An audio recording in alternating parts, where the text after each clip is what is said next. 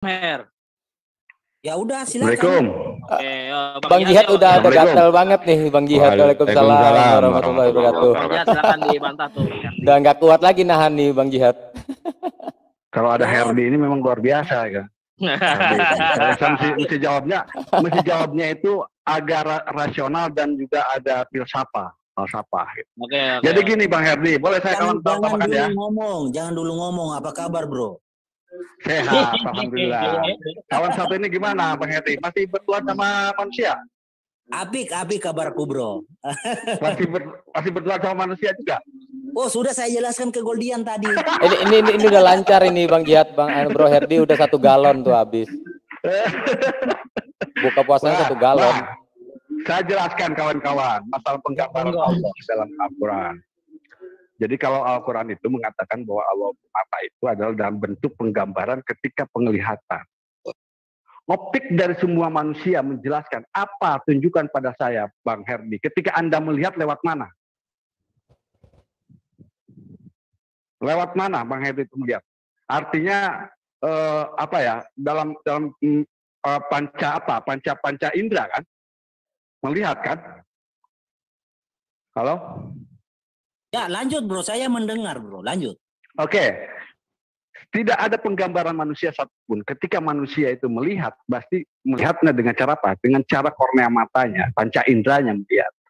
Maka penggambaran itu yang mampu menjelaskan definisi melihat kepada manusia. Seandainya kita tidak memiliki kesamaan berpikir bahwa panca indera itu alat tempat melihat, maka tidak mungkin bisa menggambarkan bagaimana Allah Maha melihat.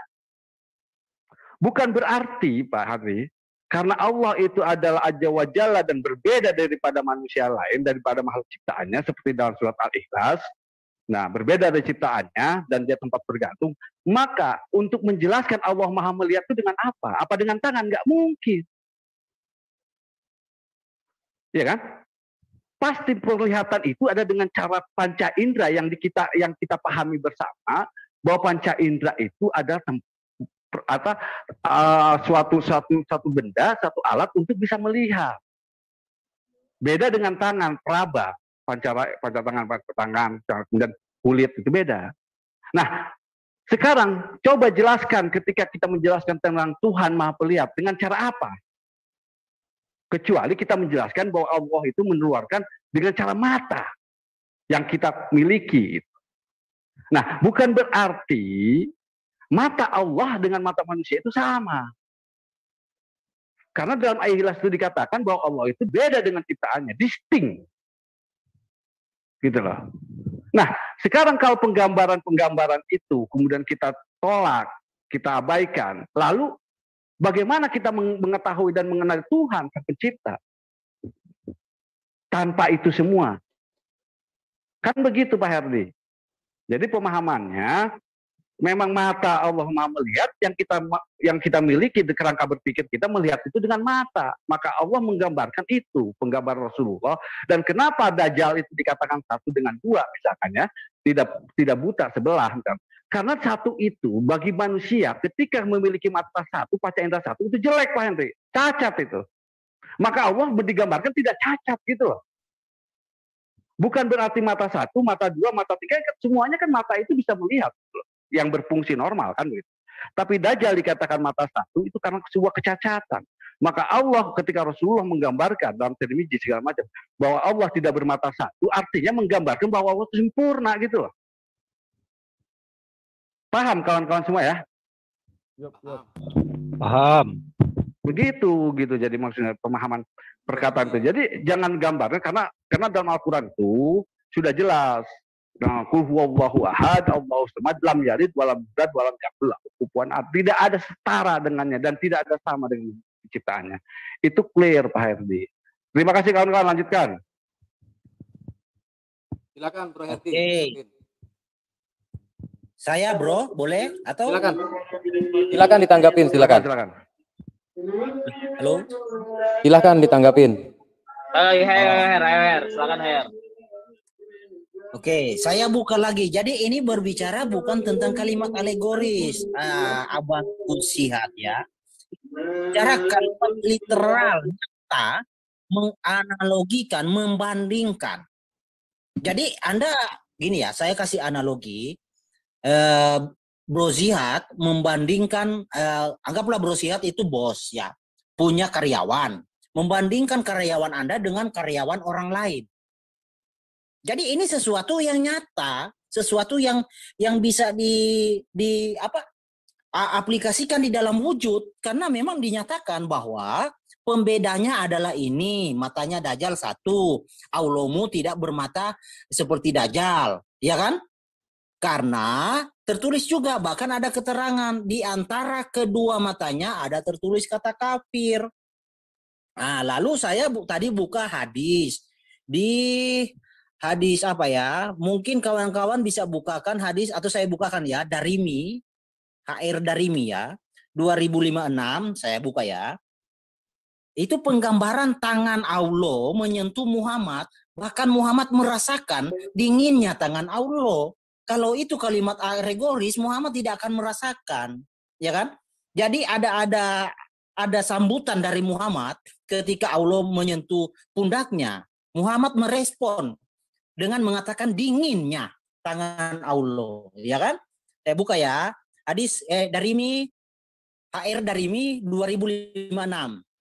Nah, Abang Syihad, monggo disimak baik-baik. Saya bacakan ya. Ya.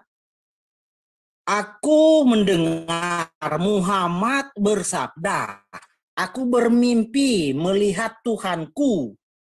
Aku bermimpi melihat Tuhanku dalam bentuk yang sebaik-baiknya. Dalam bentuk sebaik-baiknya. Oke? Nah, lalu dia berfirman, dalam masalah apakah para malaikat berselisih? Ini Allah yang berkata. Lalu aku katakan, Muhammad ya, engkau lebih mengetahui wahai Tuhanku. Beliau bersabda, Allah ya, kemudian dia, Allah, meletakkan telapak tangannya. Jadi Allah meletakkan telapak tangannya di antara kedua pundakku. Ini cukup jelas, tangannya diletakkan di antara kedua pundakku. Sehingga Muhammad merespon, sehingga aku merasakan dingin tangannya di antara kedua dadaku. Lalu aku mengetahui apa yang ada di langit dan di bumi. Lalu beliau membaca ayat demikian, kami perlihatkan kepada Ibrahim, bla bla bla bla dan seterusnya. Jadi jelas Muhammad merespon tangan Allah. Bahkan di hadis yang lain, jari-jarinya pun dirasakan oleh Muhammad ketika Allah menyentuh Muhammad. Jadi kawan-kawan, dengan sekuat tenaga membuktikan Allah tidak punya wujud, lah di dalam literasi Islam, baik hadis ya, bergelimpangan pembuktian Allah itu gambar. Makanya kita kembali lagi, Allah menciptakan Adam segambar dengan rupanya, dengan fisiknya 28 meter, sekian menurut si Slayer ya.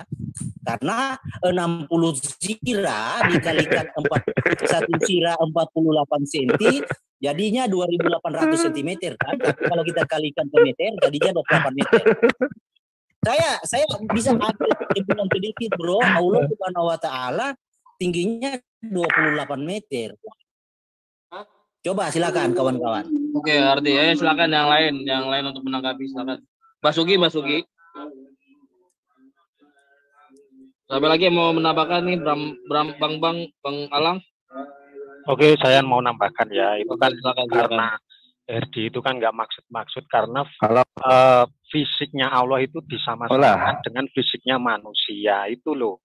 Karena punya pemikiran di Kejadian 1 ayat 26 itu, jadi mau menyamakan di situ. Jadi mau menyamakan antara Islam dengan Kristen. Padahal di Kejadian 26, Kejadian 1 ayat 26 itu baca sendiri Bang Herdi, itu yang serupa dan gambarnya itu apanya coba? Coba dibukakan Bang Basin itu. Jadi biar dia itu tidak ke fisiknya manusia itu sama seperti Allah itu bukan. Di dalam Kejadian sendiri, Bang Herdi sendiri belum tentu paham itu. Kejadian 1 ayat 26.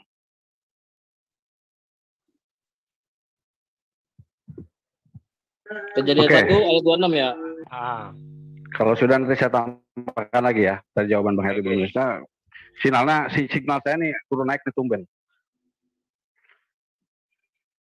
Kalau Bro Sihat sudah nggak diizinkan, udah.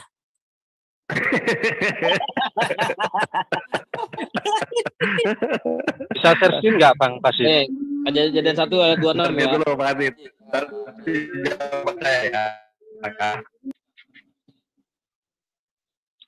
Ini kan Bang Herdi karena memakai ayat ini mau menyamakan kalau fisik Allah itu sama dengan fisiknya manusia sejak tadi itu nggak selesai-selesai. Baiklah kita menjadikan manusia menurut gambar dan rupa kita. Jangan berhenti di situ Pak Herdi. Lalu gambar dan rupa kita itu kalau Allah itu bertangan, berfisik seperti manusia, enggak. Itu dibaca kembali itu terusannya itu. Supaya mereka berkuasa atas ikan-ikan.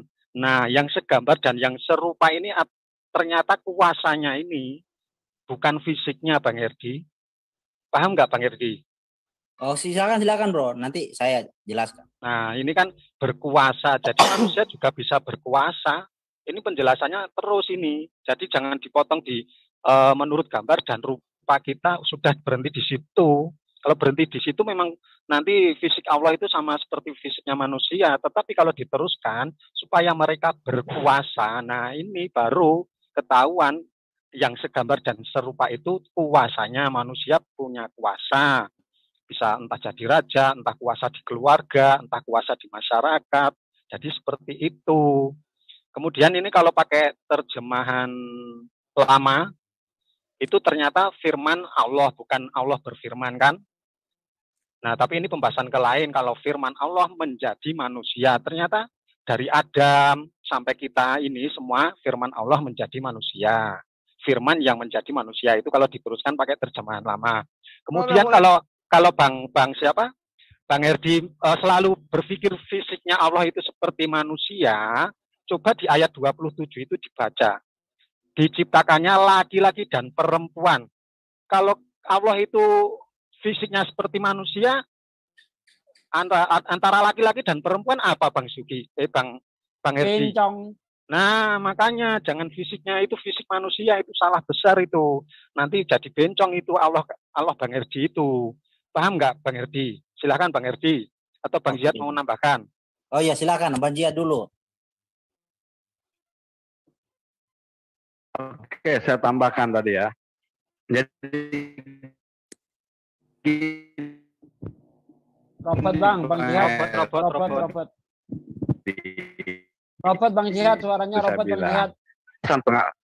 Halo, keluar dulu nih, tenang. Ah ini bagus. Nah, bagus. Oke, gini ya, Bang Herdi ya. Kita akan berkerangka berpikir kita harus sama-sama kepada pemahaman yang rasional dan sesuai dengan kitabiah yang kita miliki. Pertama adalah saya akan katakan dalam Al-Quran itu satu hal yang menjelaskan terhadap Rabb itu, pencipta itu telah paripurna dijelaskan dalam surat Al-Ikhlas. Maka saya screen itu, Qul huwallahu ahad, katakanlah dia Allah yang Maha Esa, Allahus Somad, Allah tempat meminta segala sesuatu. Lam yalid walam yulad, Allah tidak beranak dan tidak diperanakan. Walam yakul lahu kufuwan ahad, dan tidak ada sesuatu yang setara dengan dia. Kalau tidak ada setara dengan dia, berarti tidak bisa digambarkan secara apapun. Setuju kan? Itu secara parameter dalam kalau hadis segala macam harus mengacu kepada Quran. Hadis dikatakan doib ataupun hadisnya maudhu atau apa ketika bertentangan dan bersinggungan dengan Al-Quran, itu salah satu pedoman pertama. Termasuk sanad-sanadnya nanti, itu yang pertama dia. Kemudian kedua, setelah itu dikatakan bahwa Allah menggambarkan seperti halnya melihat, maka panca indera untuk mengatakan bahwa Allah Maha melihat, menjelaskan kepada kita sebagai manusia apa yang harus dijelaskan Allah Maha melihat, kecuali kita mengetahui menyampaikan bahwa Allah memiliki mata dengan penglihatan itu kan bahasa manusia. Kalau Pak Herdi sekarang jelaskan pada saya, kalau seandainya Pak Herdi tidak punya mata di seluruh dunia ini, manusia tidak punya mata, lalu melihat dengan cara apa? Bisa Pak Herdi gambarkan bahwa Maha melihat? Tidak mungkin Pak Herdi. Nah, begitu juga kasus yang kedua hadisnya, ketika mengatakan Rasulullah bermimpi, kemudian disentuh, sentuhan itu apa dengan apa? Apa dengan bibir? Tidak mungkin. Apa dengan kaki? Tidak mungkin. Maka gambaran yang paling logik adalah ketika menyampaikan bahwa Allah menyentuh dalam sebuah fisiknya, itu adalah dengan tangan. Seperti hanya melihat dengan mata. Tapi kembalikan kepada surat Al-Ikhlas bahwa lam yalid walam yulad walam yakul lahu kufuwan ahad. Tidak ada setara dengan. Maka tidak bisa digambarkan apa itu kecuali penggambaran manusia secara normatif. Bahwa kita melihat karena ada mata, kita bisa mendengar karena ada telinga. Kalau kita tidak semua di dunia ini tidak bisa punya telinga, maka jelaskan mendengar itu seperti apa pada saya. Tidak ada, Bang Heri. Jadi pemahaman katakan apa Heri mengatakan memaksakan Allah itu berbentuk maujud fisik seperti manusia itu tidak ada. Karena lam yalid walam yulad walam yakul lahu kufuwan ahad, tidak ada setara dengannya. Tapi bagaimana kita mengetahui bahwa Allah Maha mendengar, Maha melihat, maka digambarkan secara fisik manusia sebagai apa? Sebagai parameter untuk menyampaikan suatu keinginan, suatu masalah, suatu risalah itu sampai kepada manusia. Begitu Pak Herdi jawabannya. Terima kasih kawan-kawan. Silakan yang lain. Mungkin Ustaz Jugi mungkin ada yang tambahkan. Silakan yang lain kalau mau bicara lagi, Bro.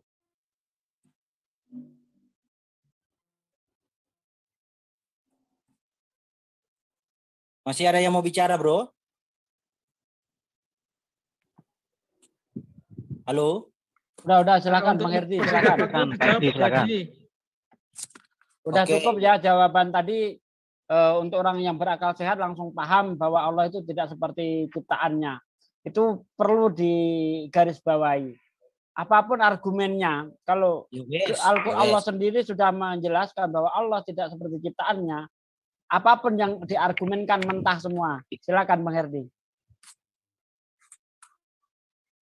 Oke, jadi mungkin ya saya salah beranggapan karena memang Allah Subhanahu wa Ta'ala tidak mampu menyatakan dirinya dalam wujud, sehingga memang Allah itu bukanlah Allah Israel yang disembah, ya kan?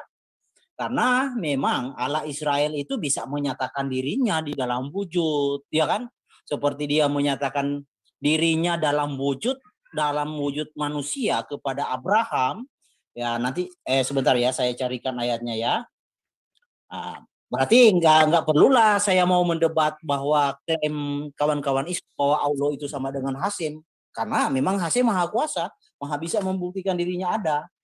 Sebentar Bang Henry. Sebentar ya, kejadian. Oh, larinya ya, ke situ ternyata. Udah nampak di layar, Bro? Ya coba. Kejadian 18 itu kan? Kejadian 18. Bukan. Kejadian Katanya 18 ayat berapa, Bro? Katanya ketemu Abraham. Iya. Sebentar. Jadi Hasyim itu maha kuasa, Bro. Jadi kalau Allah, jadi kawan-kawan Islam, ya janganlah menarasikan Hasyim dengan Allah, karena Allah tidak bisa menyatakan dirinya kan. Oke, bentar ya. Sudah lihat di layar, Bro? Kejadian. Malah. Oke. Ya, saya bacakan ya. Bisa dengar suara saya, Bro? Silakan. Kemudian Yehova menampakkan diri kepada Abraham dekat pohon tarbantin di Memre. Sedang ia duduk di pintu kemahnya waktu hari panas terik. Ketika ia mengangkat mukanya, ia melihat 3 orang. Jadi Abraham melihat 3 orang berdiri di depannya. Sesudah dilihatnya mereka, ia berlari dari pintu kemahnya menyongsong mereka, dan sujudlah ia sampai ke tanah serta berkata, Tuanku, jika aku telah mendapatkan kasih Tuanku, janganlah kiranya lampaui hambamu ini. Oke, jadi jelas ya. Hasyim menampakkan dirinya dalam wujud manusia kepada Abraham. Dan masih banyak lagi, Bro. Baik. Di mana situ Hasyim itu, di mana itu menjadi manusia itu mana itu? Bukan, kita berbicara, ini saya pakai ilmu perbandingan ya, Bro. Karena kan kawan-kawan menarasikan bahwa Allah Subhanahu wa Ta'ala. Enggak, kalau Hasyim itu menjadi manusia, masa Hasyim nggak tahu Sarah di mana? Meski bertanya kepada Abraham. Gini bro, sebentar nanti larinya ke apa? Ke topik lain itu sebentar. Saya bicara dulu sebentar ya. Jadi saya kan membuktikan Allah punya wujud bukan tanpa sebab. Sebabnya apa? Sebabnya karena kawan-kawan Islam kan menarasikan selalu mengatakan bahwa Allah itu sama dengan Allah Israel. Nah, makanya dalam kesempatan ini saya mau membuktikan bahwa Allah memang tidak bisa membuktikan dirinya dalam wujud. Nah, makanya kawan-kawan memang bagus bersikuku atau mempertahankan Allah tidak serupa dengan apapun bagus karena memang Allah ya Allah, bukan Hashim, bukan Allah Israel. Ya, jadi selesai pembahasan kita. Oke? Boleh saya jawab. Boleh saya. Kawan-kawan masih boleh? Silakan. Boleh saya jawab.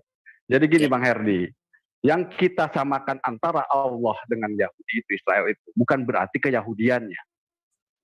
Ingat ya. Bukan. Kita kalau tidak katakan iya, Yahudi sebentar. Allah Israel. Bukan, iya. Allah Israelnya itu ya. Israel itu yang mana dulu? Nah, Emang kita Israel menganggap apa, sama. Sebentar. Biar jangan dipotong dulu penjelasan saya ya. Nanti tenang. Saya geli kalau kenapa? Gantian ngomong Bang Redi, gantian. Tadi Anda udah banyak ngomong. Biarkan Bang Jihad yang ngomong. Iya. Jadi kenapa? Kan pertanyaan Bang Herdi tadi sederhana. Kenapa orang Islam menganggap sama Allahnya itu dengan Hashim yang dipercayai oleh Israel? Betul? Betul begitu? Betul. Halo? Itu kan betul? Iya, saya nggak bisa jawab tadi karena di mute. Jadi gimana bro pertanyaannya? Pertanyaannya kan pertanyaan Pak Herdi itu, betulkah orang Islam itu menganggap sama Allahnya dengan Hashim yang dari Bani Israel, betul?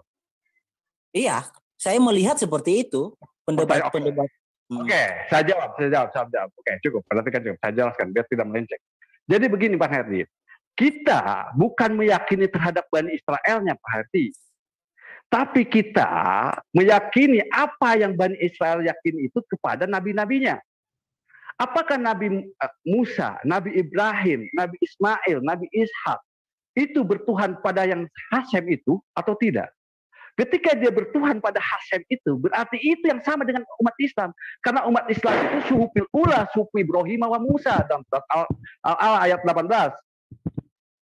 Gitu loh. Apa yang dituhankan oleh Ibrahim, apa yang dituhankan oleh Musa, apa yang dituhankan oleh Isa, apa yang dituhankan oleh Ismail, Ishak, itulah Tuhan Islam. Itu yang membuat kita sama. Bukan karena keisraelannya, karena kenabiannya yang kita percayai. Karena Al-Quran menjelaskan, suhufi ula, suhufi Ibrahim wa Musa dalam ayat 18. Paham Pak Herdi?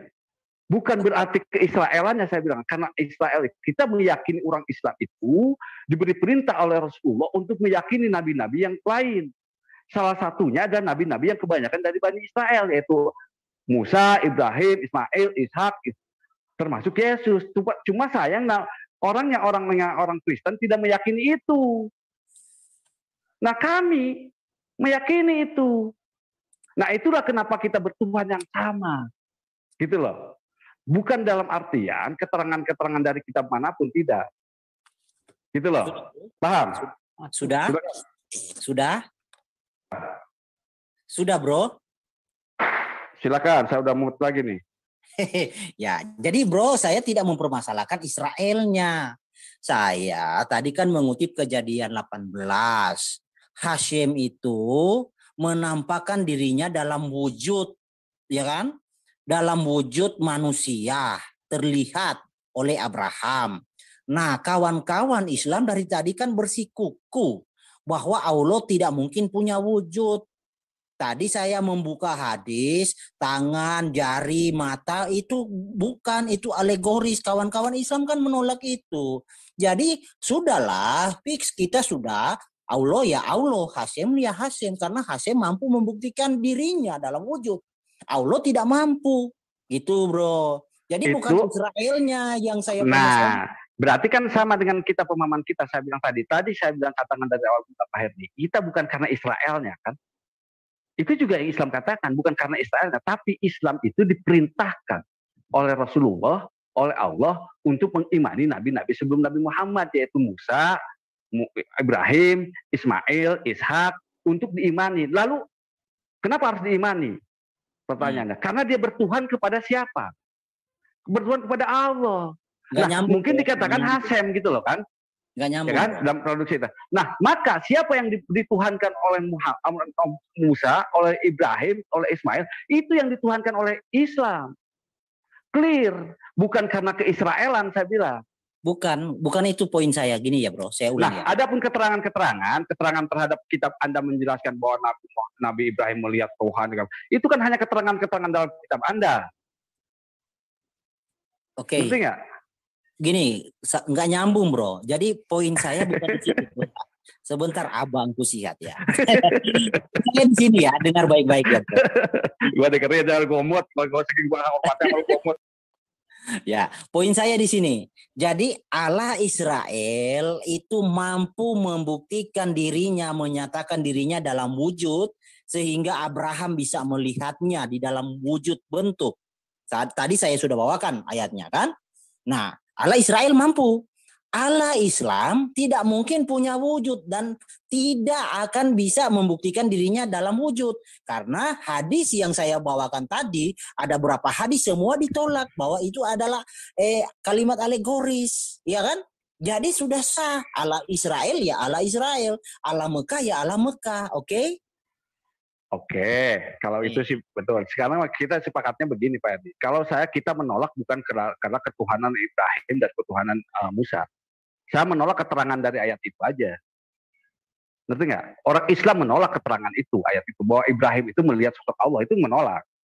Yes. Karena tidak sepaham. Tapi, saya bilang, orang Islam itu diwajibkan dan diperintahkan oleh Rasulullah dan oleh Allah untuk mengimani nabi-nabi. Kenapa mengimani nabi-nabi? Karena bertuhan yang sama. Nah, ada pun penjelasan bahwa dalam Ibrahim itu dikatakan oleh kitab Anda bahwa melihat sosok Allah, itu keterangan lain dianggap. Gitu nggak? Oke. Tidak dalam iman kami gitu loh. Tapi kami tetap meyakini Musa, Ibrahim, Ismail, Ishak termasuk Yesus atau Isa itu bertuhan kepada yang sama. Yang menurut mereka, yang menurut kalian dikatakan Hasem, tapi menurut kami adalah Allah. Gitu loh. Oke. Esensinya sama. Gitu loh. Kalau kami bertentangan dengan yang dituhankan oleh Musa, oleh Ibrahim, berarti kami itu berarti kami menyimpang.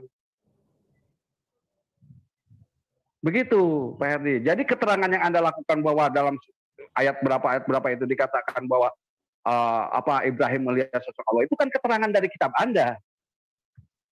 Gitu loh. Gitu Pak Herdi ya. Jadi cara berpikirnya begitu. Terima kasih kawan-kawan. Silakan Ustaz Sugi, mungkin saya banyak bicara ini. Waduh. Bentar, saya tanggapi dulu bro. Baru Ustaz Sugi ya. Sorry ya bro Ustaz Sugi ya. Sorry ya. Jadi gini bro. Jadi bro menolak kitab Tanakh kan? Ya. Ya. Oke. Jadi sangat-sangat disayangkan kalau bro menolak Taurat. Bukan menolak Pak Fadri. Bukan menolak. Kita mengimani. Ya, lalu bro percaya nggak Hasyim menampakkan dirinya kepada Abraham? Saya tidak percaya. Lah, artinya menolak dong. Bukan, beda. Apa hari sudah dikatakan bahwa sekarang kenapa Tanakh itu tidak kita imani yang sekarang? Kita diwajibkan untuk mengimani Zabur, Torah, dan Injil. Oke. Sebagai kitab terdahulu. Kemudian ditanya oleh Pak Herdi, apakah Zabur yang sekarang? Saya bilang tidak. Apakah Taurat yang sekarang? Saya bilang tidak. Mungkin ada bagian dari sana betul. Tapi secara mutlak keseluruhan yang ada dalam kata Banda, kami tidak percaya seluruhnya. Oke. Sudah ya? Sudah. Oke. Jadi saya kalau bro menolak, saya akan buktikan dari Quran. Supaya bro tidak bisa menolak. Gitu ya. Silakan. Oke. Jadi bro kan pernah baca di dalam Quran bahwa Allah menemui Musa di gunung dan di lembah. Pernah baca kan? Pernah. Oke. Oke. Jadi Allah menemui Musa di dalam Quran itu menggunakan media api dan media pohon. Iya kan? Oke. Jadi itu membuktikan bahwa Allah Israel itu memang Allah yang maha kuasa, maha hadir, maha bisa membuktikan dirinya. Oke, saya kembali lagi flashback ke Alkitab. Di dalam sejarah Israel keluar dari Mesir, ya, Hashem menyatakan kemuliaannya, kuasanya di depan Israel, bahkan Mesir menyaksikannya. Di dalam tiang awan, di dalam tiang api, Hashem menyatakan dirinya, kemuliaannya, ya kan? Nah, yang jadi pertanyaan, bagaimana kawan-kawan Islam percaya Allah Subhanahu wa Ta'ala yang tidak bisa dibuktikan kuasanya, kemuliaannya, secuil bukti pun tidak pernah bisa dibuktikan. Bagaimana ceritanya bisa percaya? Silakan. Oke, ini menarik nih, pembahasan ini menarik. Artinya kalau ente membahas tentang ini harus panjang lebar, Bang Hedi, harus menyiapkan waktu gitu, biar terjelaskan secara itu. Kita akan kawan-kawan saya si Basin, dia kan Bro Basin. Tenang aja, Abang Siat. Kawan saya Basin ini orangnya baik hati. Dia siap. Oke. Jadi gini, Bang Hedi, kalau misalnya ketika Rasulullah di dalam surat apa ya, ketika Nabi Musa ke Bukit Tua ya, Bukit Tua. Saya pernah berdebat dengan Bang Her itu waktu itu. Cuma kemudian ada Ustadz Alwan. Nah, itu ketika Nabi Musa datang ke sana, kemudian memang untuk menemui itu, kemudian untuk menerima 10 perintah Tuhan itu yang dikatakan oleh orang-orang Kristen. Bahwa di sana itu kemudian Musa itu melihat api, ya kan, dari dekat dari pohon itu. Tapi sebenarnya itu bukanlah sosok Allah. Itu adalah media. Allahnya tidak seperti itu sebenarnya. Nah, kedua adalah ketika mengetahui bahwa memang kenapa Nabi kita itu mengimani kitab-kitab sebelumnya, betul. Saya sudah gambarkan tadi di ayatnya, sudah saya screen tadi ayat-ayat tentang suhufil ula, suhuf Ibrahim wa Musa, itu kitab-kitab yang terdahulu itu Allah harus memerintahkan kita untuk meyakini itu, Bang Herdi. Nah, dari sana kita melihat, lalu kemudian pertanyaan Pak Herdi selanjutnya, bagaimana menunjukkan bahwa Allah itu maha kuasa, maha mengetahui. Nah, itu karakternya panjang. Jadi kita harus berkenal dulu siapa itu Allah. Nah, kalau ketika kita kenal Allah itu, dijelaskan secara akal sehat bahwa Allah itu, maka kami meyakini secara singkat bahwa Allah itu diwujudkan dalam gambarnya apa? Dalam gambar Al-Ikhlas. Qul huwallahu ahad, Allahu samad, lam yalid wa lam yulad. Yaitu pertama, Allah itu absolut, yang tidak terbatas ruang dan waktu. Kedua, ada distinct, tidak setara dengan manusia lain menurut ciptanya. Ketiga, dia tempat bergantung. Dan yang ketiga adalah unik. Maka secara rasional dalam Al-Ikhlas itu, secara paripurna Allah itu seperti itulah sosoknya. Lalu bagaimana membuktikan Nabi Muhammad, kebenaran Nabi Muhammad itu sebagai sang pencipta dan sang pencipta wahyunya? Taruhlah kita tidak percaya Nabi Muhammad, Nabi Muhammad itu ngarang-ngarang. Misalkan seperti pemahaman Bang Herdi bilang, ngarang Nabi Muhammad, ngarang-ngarang kitab-kitab ngiram kitab Al-Quran. Tapi kita punya otak gitu loh. Kita diberi anugerah terindah oleh sang pencipta itu adalah akal sehat. Bandingkan. Maka tidak ada cara lain untuk memberikan bombastis kebenaran yang tidak disangkal, yaitu dengan cara membuka kitab Al-Quran itu. Betul tidak? Al-Quran itu dari Nabi Muhammad atau dari sang pencipta? Kan begitu. Lalu bagaimana cara membenarkan Al-Quran itu secara saintifik yang tidak bisa disangkal dengan cara apapun? Adalah dengan cara saintifik. Maka saya katakan dalam surat Al-Mu'minun ayat 12 dikatakan bagaimana proses penciptaan manusia dalam rahim. Pertanyaannya, apakah Nabi Muhammad 1600 tahun yang lalu mengetahui dalam proses penciptaan dalam rahim begitu sempurna dan tepat? Dari mana dia tahu? Sedangkan dia diciptakan, dia diturunkan kepada orang-orang Bani Quraisy yang dulu orang-orang itu peradabannya terbelakang, Pak Herdi. Karena dulu itu, waktu itu, masa itu, yang menguasai dunia itu adalah Persia dan Romawi.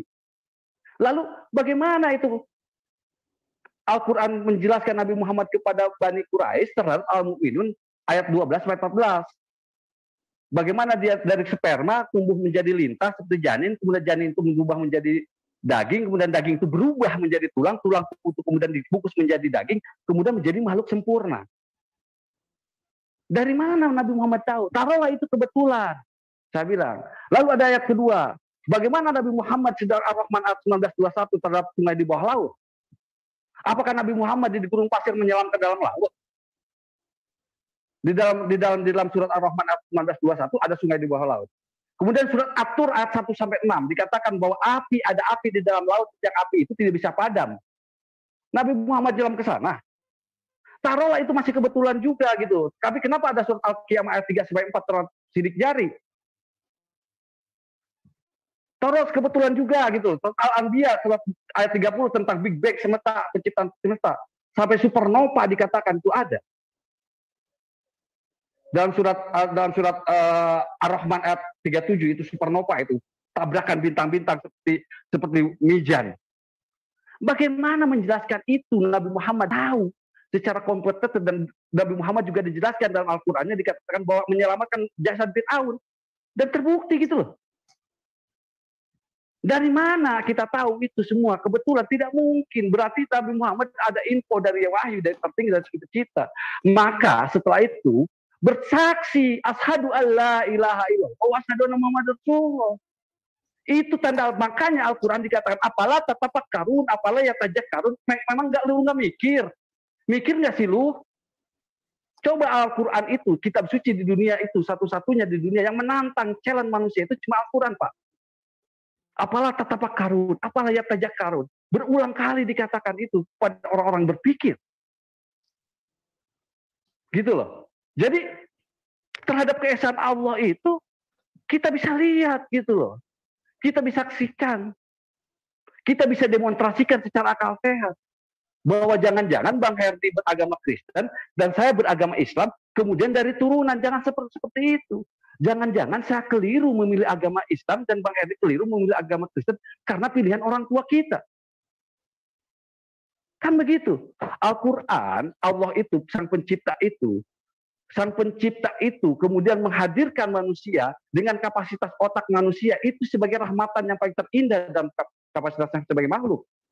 Lalu setelah itu manusia kemudian dipakai untuk berpikir dan observasi, kemudian Allah Tuhan menciptakan pengajaran yang tidak sesuai dengan akal manusia, pasti tidak mungkin Pak Herdi. Keliru itu. Maka bersyahadat asyhadu alla ilaha illallah wa asyhadu anna muhammadar rasulullah, kan begitu Pak Herdi. Coba silakan sanggah. Terima kasih, perpanjangan. Udah kayak khotbah gue jadi. Iya, makanya saya jadi haus bro, saya minum dulu. Aduh, ampun. Kawan-kawan tambahin, saya takut ini kalau Pak Ustadz Sugi itu, saya ada Ustadz Sugi ya, Ustadz. Jadi oke. Jadi momen saya itu menantikan bahwa Musa yang di dalam Quran itu sama dengan Musa yang di dalam Tanakh. Nah, itu momen saya yang saya tunggu sebenarnya. Karena saya akan mendakwa Quran dari geografis, dari silsilah, ada banyak ya yang sudut dakwaan saya dari Quran dan perbandingan dengan Tanakh. Tapi saya angkat dulu letak geografis ya. Silakan. Jadi akan bisa kita ketahui apakah Musa. Gini aja Bang Herdi. Tadi Anda mendengarkan nggak yang bilang sama Bang Jihad itu? Apa komentar Anda tentang semua yang dibilang sama Bang Jihad itu? Ada. Apakah Anda menyangkal itu? Oh, sangat bisa. Saya Oke, silahkan. Membaca semua itu. Saya tunggu. Pakai kitabmu, bantah pakai kitabmu kalau bisa. Satu-satu, bro. Satu-satu. Ya. Bro Sugi ya tadi. Ya, lanjut. Ustaz gitu. Lihat sih monopoli, Bro Sugi nggak dibiarkan ngomong, makanya dia ngambek. Bentar ya, Bro. Jadi kita berbicara tentang Musa di dalam Quran dulu ya. Di manakah Musa atau di manakah Allah menemui Musa? Di manakah Musa menemui Allah? Ya kan? Di Bukit Tua. Oke, Bro, mungkin menyatakan bukit, tapi saya membacanya lembah. Oke, bagus. Lupa gua. karena udah baca Pak Herdi. Oh iya, maksudnya saya buktikan dulu. Buka aja Anamal. Tahu kan. Enak. Anamal. Silakan kawan-kawan, kalau ada yang mau jawab Bang Herdi, saya takut terlalu mengonopoli nih. Iya. Lanjut aja Bang, lanjut. Ya bentar ya. Biar kondusif, silakan berdua ya. Yang lainnya diam. Monggo, lanjut. Oke. Jadi di sini berbicara tentang lembah ya, jelas. Ini surah Taha ayat 12. Sungguh aku kamu, maka lepaskan kedua terompamu karena sesungguhnya engkau berada di lembah yang suci tua. Oke, ini satu ya. Jadi Musa menemui Allah Subhanahu wa taala di lembah ya. Nanti saya akan kasih ke Tanak. Lalu QS 28 yang ke-30 kalau nggak salah ya. Mudah-mudahan nggak salah. Karena juga ustadznya menghafal kebanyakan. Maka ketika dia Musa sampai ke tempat api itu diseru dari arah pinggir sebelah kanan lembah. Jadi yang berbicara bukan di apinya itu, yang berbicara dari sebatang pohon. Diseru sebelah kanan lembah dari sebatang pohon di sebidang tanah yang diberkahi. Wahai Musa, sungguh aku adalah Allah Tuhanmu seluruh alam. Jadi di sini ada 2 ayat di dalam Quran menarasikan Musa mendekati api itu bukan di gunung tetapi di lembah. Oke? Yeah. Dan media yang berbicara bukan dari api tetapi dari sebatang pohon. Ya, betul ya? Dari arah pohon, Pak Hadi. Iya, bukan dari api ya. Tapi ada api kan? Iya, api di sebelahnya. Saya bacakan lagi ya. Maka ketika dia sampai ke tempat api itu, dia diseru dari arah pinggir sebelah kanan. Ya, oke. Sebelah kanan. Jadi dia bersuara bukan dari api, tetapi dari pohon. Dari pinggir sebelah kanan lembah dari sebatang pohon. Oke, jadi suara itu dari sebatang pohon, bukan dari api. Nah, kita lihat ke Tanaknya. Di manakah Musa dan jadi Anda mau mengadu Quran dengan Tanak gitu, nggak nyambung lah bro. Masa ayam Anda adu dengan Tremos? Masalahnya jadi begini, Anda kalau mau mengadu 2 kitab suci, hadirkan pihak ketiga. Karena kalau sudah berbicara tentang kitab suci, Anda percaya kitab Anda begitu, saya percaya kitab saya begini. Nah, supaya adil datangkan pihak ketiganya gitu loh. Makanya kita ajak Anda itu untuk berdebat masalah sains. Kenapa? Karena kita setuju dengan pihak ketiga itu. Apa sains? Nah, Anda memakai kitab Anda sesuaikan dengan sains, berbicara tentang sains, kita berbicara tentang sains, lalu kita ambil pihak ketiganya. Bagaimana menurut pihak ketiga? Seperti itu. Kalau kitab suci nggak bisa diadu dengan kitab suci, nggak bisa. Oke, sudah bro? Ya. Nggak ada gunanya Anda terangkan tentang tanah begini begono, nggak nyambung itu, nggak ada gunanya. Oh, bukan nggak ada gunanya, bro. Ini kan nggak ada gunanya. Loh. Apapun yang diceritakan di dalam kitab Anda, orang Islam tidak akan percaya. Apapun yang diceritakan Al-Quran, Anda tidak akan percaya. Nah, supaya bisa percaya, bagaimana? Hadirkan pihak ketiga, gitu loh. Oke, begini ya, bro. Saya tidak membahas tentang keilahian, tetapi saya mau mendakwa Quran yang mengklaim. Yang Anda jadikan standar apa? Musa standarnya. Ini kitab Anda kan? Iya, standarnya kan Musa. Nggak bisa. Itu sesuai imanmu. Kami sesuai iman kami. Oh ya, oke. Tidak bisa. Artinya gini bro, artinya Musa yang di dalam Quran berbeda di dalam Tanak, oke? Itu urusanmu, nggak masalah, nggak ada urusan. Itu kita bicara kitabmu, kecuali kalau kitabmu ini sudah benar 100%, silahkan saja. Ini siapa ini? Di dalam Quran dan Tanak beda ya selesai. Apalagi yang mau kita debatkan? Kalau Heri kan tadi mengatakan secara geografi. Iya, makanya saya mau membuktikan, bro. Nah, kalau secara geografi saya akan terangkan pada Pak Herdi tentang Markus 7 ayat 31. Coba kawan-kawan buka. Kita buka secara geografi nih. Coba kawan-kawan ada yang bisa buka nggak? Markus 7 ayat 31. Biasa jelaskan pada Pak Herdi bahwa geografi itu dulu, dalam kitab Anda itu sangat ngaco. Saya buktikan dulu, boleh nggak, Bro? Iya, silakan. Oke. Jadi kan nanti bisa dibuktikan siapa yang ngaco berbicara geografis, ya kan? Karena gini ya, saya punya alasan kuat. Karena Musa ini, kenapa ketepatan itu penting? Karena Musa itu pelaku sejarah sekaligus penulis. Jadi nggak mungkin salah Musa. Oke? Coba. Pesan Pak Faisal Sigi, coba. Saya pengen tahu dia bicara apa itu. Nah, simak baik-baik, duduk manis, minum kopi, merokok. Oke, silakan simak. Jadi adapun Musa, ia biasa mengembalakan kambing domba Yitro, mertua imam di Midian. Sekali ketika ia menggiring kambing domba itu ke seberang padang gurun, sampailah ia ke gunung Allah. Oke, sebelum dilanjut Bang Herdi, ini kan mau dijadikan standar nih kitab Anda ini. Ini tulisan siapa? Musa. Bisa tulisan Musa ini. Adapun Musa menyebut dirinya iya gitu. Gimana? Lah iya. Coba tanya ke Yudaisem. Ini cerdas Bang Sudi. Iya, ini kata ganti keberapa? Kata ganti ketiga, kata ganti pertama. Coba, adapun Musa, iya bisa mengembalakan kambing domba Yitro mertuanya. Di sini siapa? Musa. Bagaimana mungkin ini tulisan Musa, Bro? Ayo pikirlah, ayo. Bagaimana ini bisa dijadikan standar sementara penulisnya tidak diketahui siapa penulisnya? Tunjuk dulu. Ayo. Ada Judaism sini enggak? Enggak ada di sini. Ya kalau boleh ada Ishak. Ada Ishak. Ada Ishak. Sebentar, tapi saya akan jawab dulu Pak Herdi ya. Begini cara berpikir Bang Herdi. Kalau Bang Herdi, sebentar. Saya belum selesai. Enggak, Bang Herdi, saya sudah tangkap ini satu hal. Bang Herdi mengatakan dalam surat Toha terhadap suatu kejadian yaitu yang namanya Bukit Lembah Tua. Saya belum ngomong. Kemudian mau dikomparasi dengan surat Keluaran.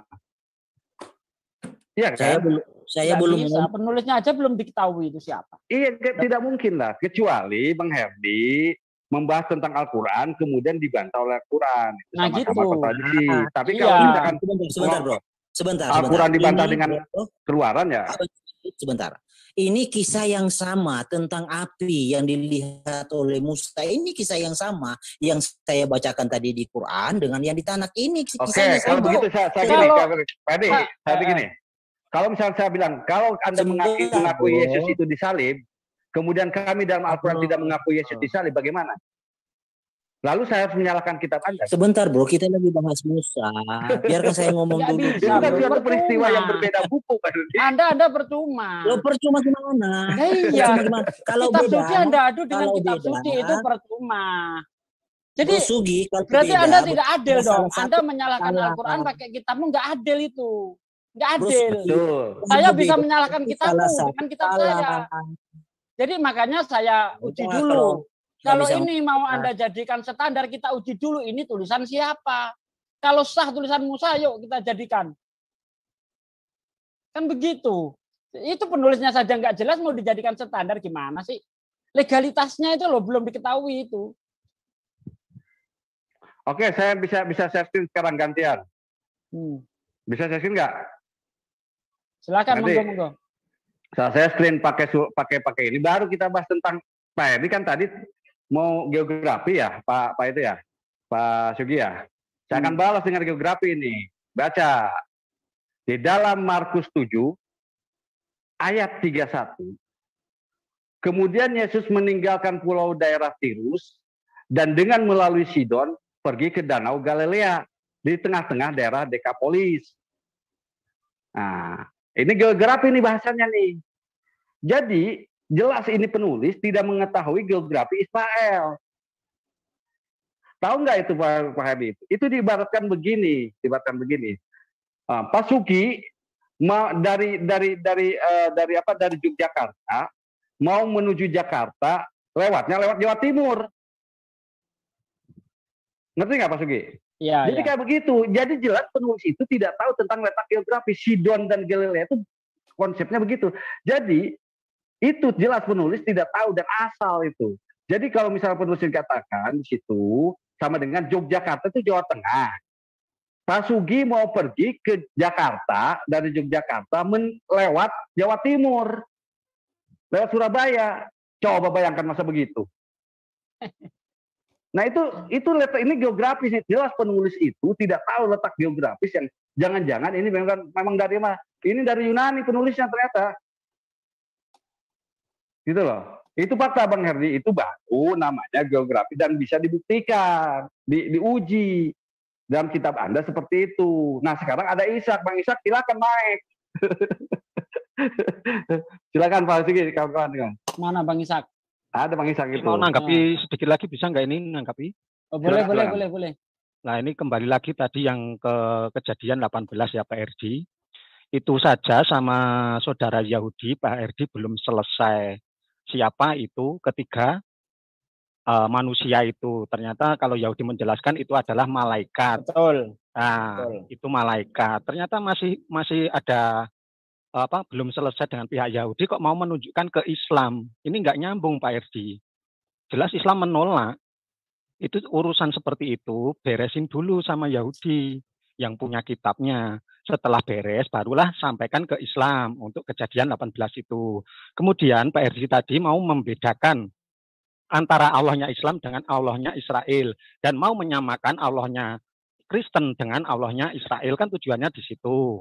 Sekarang kita lihat ke sini begini Pak Erdi. Kita lihat perintah dan larangan di dalam Israel dengan Islam itu banyak kemiripan. Entah ibadahnya, entah larangan-larangannya, itu karena Tuhannya sama. Sekarang sebutkan di dalam Kristen kemiripan larangan apa yang sama dengan Tuhannya Israel itu. Bisa sebutkan nggak? Kristen sunat enggak? Kalau tidak sunat mau menyamakan dengan Allahnya Israel? Tidak bisa. Itu Allahnya karena sama dengan Islam. Terus Kristen sholat enggak? Yahudi sholat sama dengan kemiripan dengan Islam. Karena Allahnya sama. Itu baru perintah dan larangannya. Belum tentang Allahnya sendiri yang meliputi. Meliputi itu sudah meliputi seluruh alam semesta ini yang maha besar. Tidak perlu berteofani karena sudah meliputi. Kalau Bang Erdi mau menyamakan Tuhannya Kristen dengan Tuhannya Israel itu sama, buktikan mana perintah dan larangannya itu yang sama juga. Sekarang kita lihat antara Yahudi dengan Islam itu banyak kemiripan apa tidak. Kalau banyak kemiripan, berarti Tuhannya sama. Kalau Bang Jihad tadi menggambarkan, karena Tuhannya Musa, Tuhannya Ibrahim, itu juga Tuhannya Islam, itu karena sama. Nah, saya menggambarkan lewat perintah dan larangannya. Sekarang coba tunjukkan Bang Herdi di dalam Kristen yang sama atau mirip ibadahnya, larangannya di dalam Yahudi. Silahkan Bang Herdi.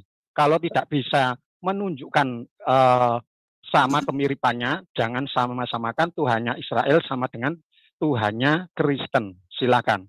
Oke, sebentar sebelum ditanggapi, kita ikut berduka sejenak ya, karena ada berita ini, Ustadz kita, orang tua kita, ulama kita telah berpulang kepada Allah SWT, Ustadz Tengku Zulkarnain, meninggal dunia sekitar pukul 18.20 di Rumah Sakit Tabrani, Pekanbaru. Innalillahi. Semoga ya innalillahi wa inna ilaihi rajiun. Semoga diampuni segala amal buruknya dan diterima segala amal baiknya. Amin. Kita bacakan surah Fatihah untuk beliau ya. Ila hadirati Tengku Zulkarnain Al-Fatihah. A'udzubillahi minasyaitonir rajim. Bismillahirrahmanirrahim. Alhamdulillahirabbil alamin. Maliki yaumiddin. Iyyaka na'budu wa iyyaka nasta'in. Ihdinas siratal mustaqim.